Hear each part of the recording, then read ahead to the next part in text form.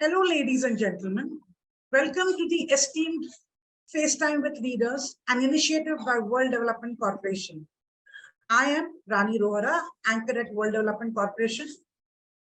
FaceTime with Leaders is a platform for industry titans to share their experiences, thoughts, ideas, and best practices in order to inspire one another and future leaders.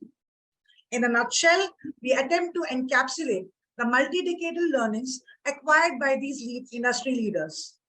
We also hope that by conducting these FaceTime with industry stalwarts interviews, we can bring together a global community of eminent personalities. By bringing such visionaries on one platform, we hope to play a part in inspiring the lives of other leaders.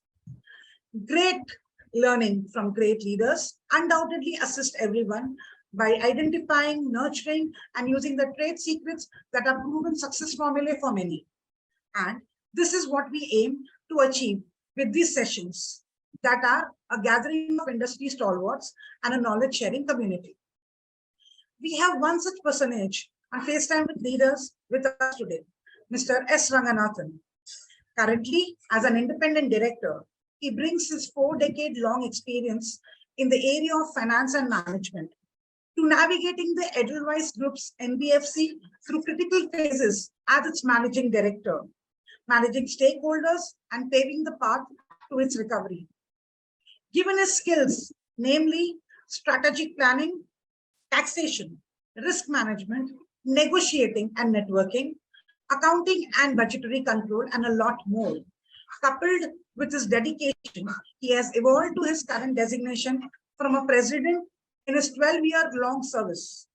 He has also handled many senior positions across firms, namely as a CFO and director at Bank of America, Merrill Lynch, senior vice president at Citibank, Mumbai, and financial controller and company secretary at Citicorp Finance, India Limited. A very warm welcome to you, Mr. Ranganathan. Thank you very much. Thank you, Rani. So, Mr. Ranganathan, you seem to be always interested in finance and accounting. However, you also pursued a degree in general law. How did you come about making this move? Well, Rani, it's a very good question in the sense that actually reflected back to what seemed to be happening 45 years back, when there were only the choices available to us were only a couple of them. One is your parents would want you to become an engineer or a doctor.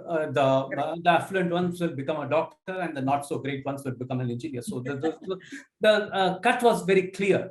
Well, if you had left it to me, what would Ranganathan would have been if not what he is today?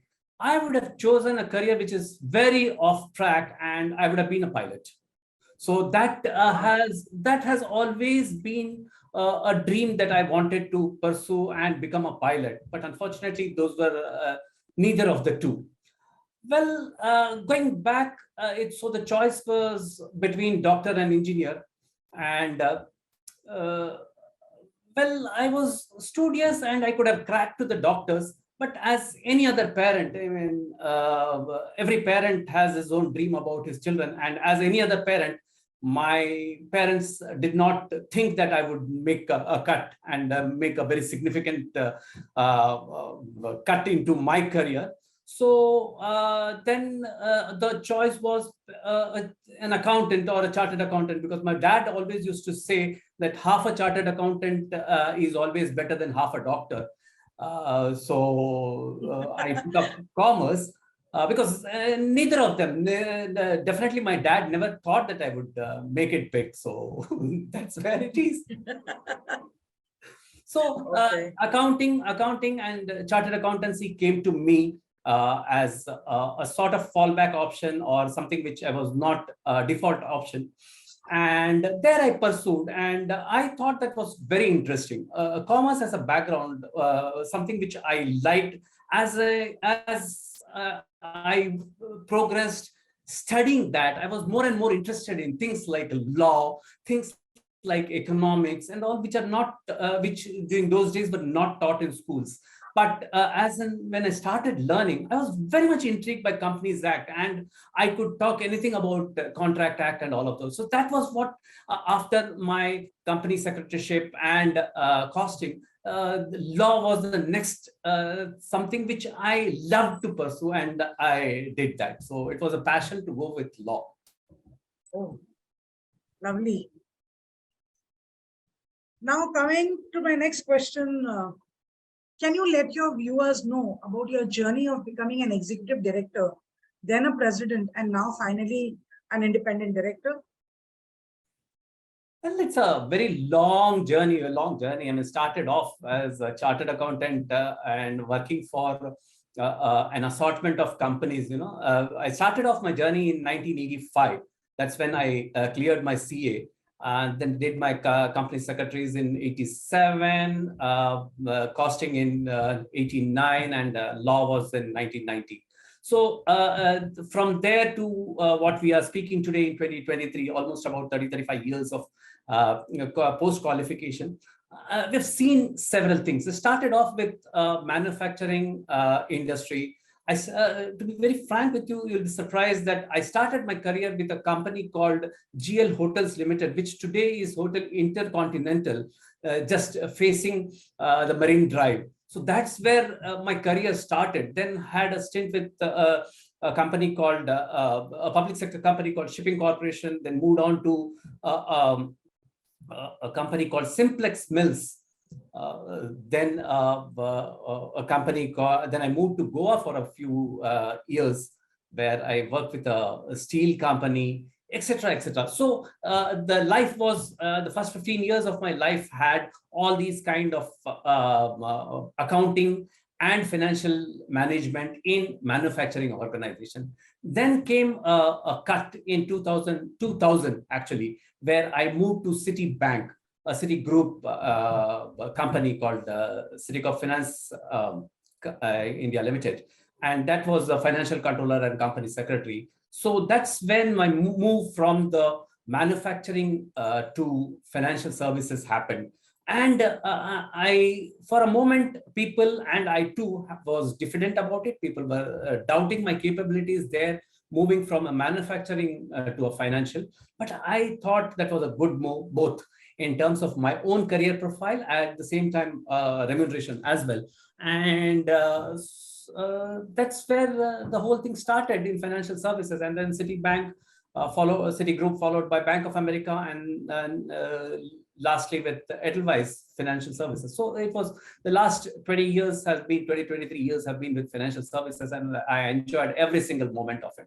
Lots of ups and downs.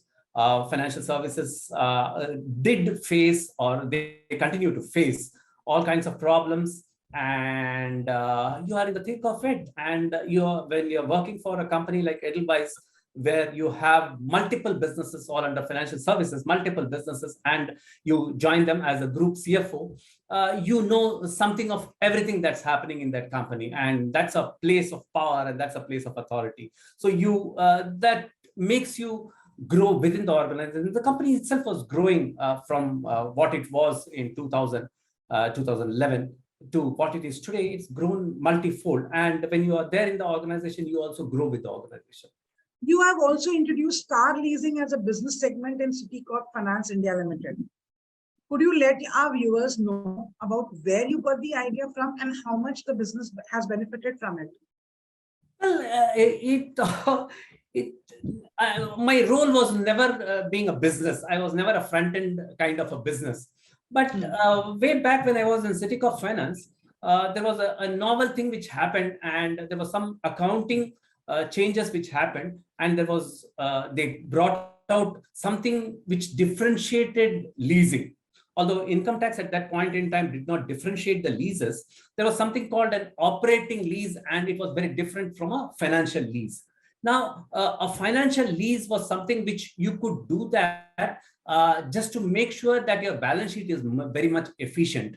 So you introduce that product, and when you introduce that product, only to take care of your financial balance sheet. But it so happened that the returns out of that was really significant from a balance sheet perspective, both from a taxation as well as the presentation of balance sheet perspective. It was so good that people made it, the business leaders in Citi sort of made it a business profile, made it a business segment, and started doing that with other many of our customers. And that actually paid off well. I don't remember the quantum as of today, but I'm sure there was one transaction of almost about 500 crores that we did. And it was driven by me exclusively. So that's where I take the, I'm proud of that.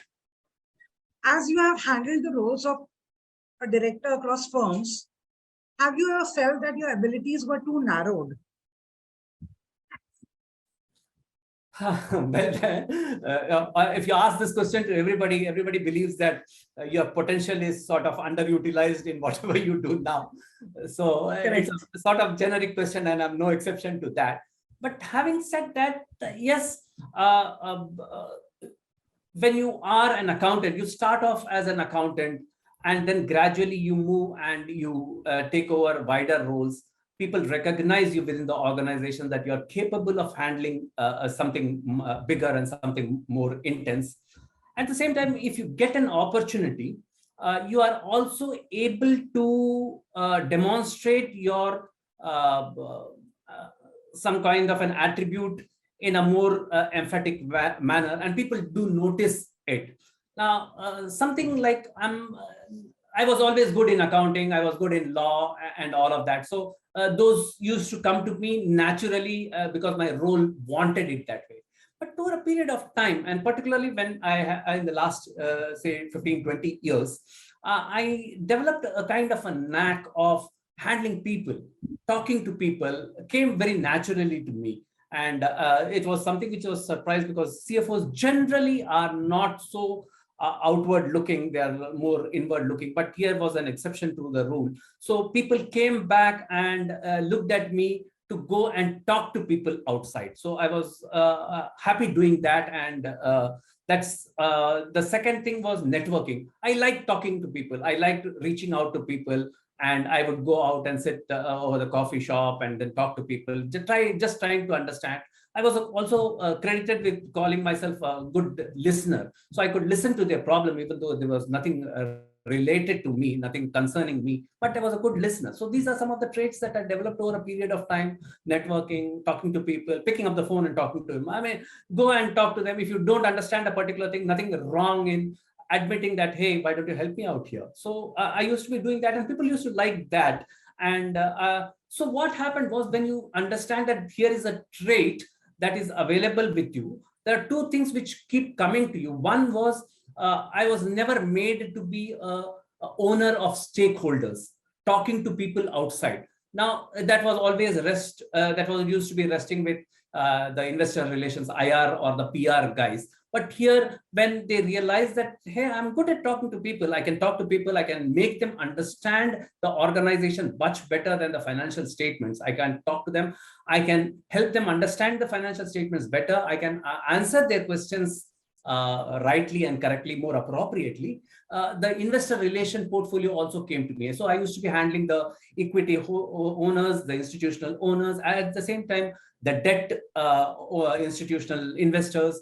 I used to be handling the rating agencies and a lot of external people. So which a typical CFO wouldn't have been doing it because he would have been confined only to accounts and accounts related. So here was an opportunity of going out that came more from my non-financial or non-core attributes, as opposed to what I have learned or the core qualifications that I have. Wow, nice knowing this. And as you said correctly, you know, you don't get CFOs doing all this. Yeah. But you, yes, but you are an exception. My next question to you is, how much has the field of finance changed along with the technology, as you may have noticed during your career? And how do you foresee finance getting redefined with the advent of IoT, AI, ML, Web3, and blockchain, etc.? Yeah.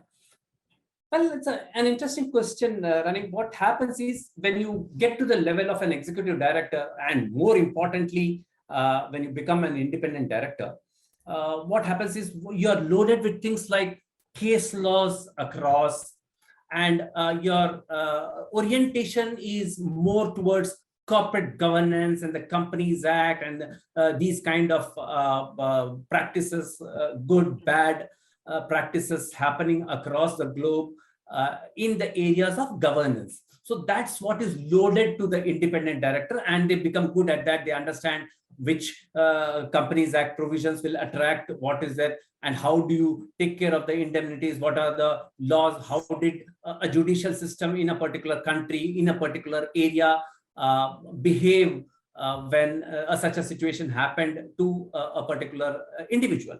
And we have heard cases of loaded with Satyams and to all the way till DHFL and all of that.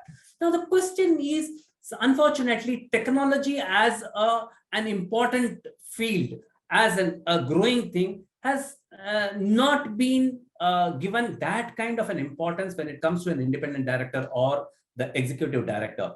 Well, if you look at blockchain, for example, I mean, most of the companies, most of the financial services where the processes are involved, a blockchain would have been the best thing to do. And they are doing it. Blockchain is changing the world. The AI, artificial intelligence, it knows what you want much before you know what it wants. So those are some of the things that can change the face of the world, and they are changing it. For example, the Pythons, those languages that we look at, they can change the way you do the business, and they are much faster, much more intelligent, and the finance world is going to be majorly benefited. The business itself, business process itself are going to be majorly benefited by this. The digitization that we are, India particularly is embarked on, they can change the face of the world. GST, they have changed the face of India.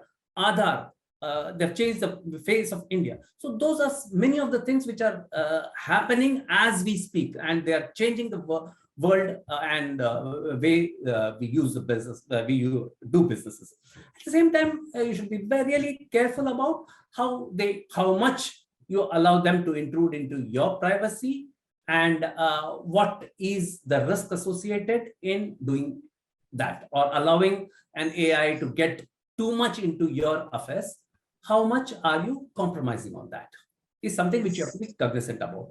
Otherwise, I think these are all good things to happen, and they will aid the business in a significant, substantial way. Right. Very motivating answer. As you are a corporate governance expert, what values do you aim to inculcate from your existing into your new role? I've been, this is the first time that, I mean, I'm as an independent director, I'm just a month old into independent director. Although yes, directorship is not new to me. I've been a director for last almost about 20 years in medium, small, big companies where I was working. Now the question was, when I was working as an executive director or as a part of the management team, a large part of your time was devoted in, even in the boardroom, you were defending the management position. Whenever there was a question that was asked in the boardroom, if there was any discussion on a particular subject, you are there as a management representative, and you are going to be defending a particular stand which the management has taken or the management wants to take. Now, this is the first time that you are going to depart from that. It is the same boardroom, it's the same matter of discussion. However, your perspective is expected to be much larger. You are working for the company. Just we are not sitting on the opposite side. The executive director and the independent director are not sitting on the opposite side of the table. The whole intent of both these parties are benefit, growth, and profitability, etc., of the company that we are representing, the company's board that we are sitting on. However, the independent director is supposed to have a much broader view and also do the business the right way. So, which as a an executive director, as a managing director, executive director, you tend to forget, because what is getting at the back of your mind, what is pushing you, what is motivating you is the benefit of the company. The benefit or whatever is available to the growth of the company comes primarily. Here, growth of the company does come, but however comes along with that, the governance and integrity, the right way of doing business to make sure that all the compliances required are taken care. And these days, compliance doesn't just mean that you send the balance sheet to the shareholders, you send the balance sheet, you pay dividend on time, you pay the interest on time, you pay taxes on time. The bar of corporate governance has actually gone up. Yes. There are many things which previously was only regulatory. You had to CSR and all of that were all regulatory. You had to put 2% of your profits away for CSR activities and all of that. So these are all, they think, हाँ, ये तो करना ही है. So nothing more that you are doing. But if you want to have a cut, if you want a company to do something more, you have to have the company that is going to impact the society. Then you have to do something more. You have to embrace the society. You have to embrace the community. You have to take care of the community while you make profits for yourself. You have to make the profits in the right way. You have to carry your employees together. You have to show empathy towards your employees, empathy towards the stakeholders. So that's the difference I'm seeing. Now I have to experience the second part. Okay, great. We definitely know that you will do a wonderful job, sir. Yeah, thanks. Thank you.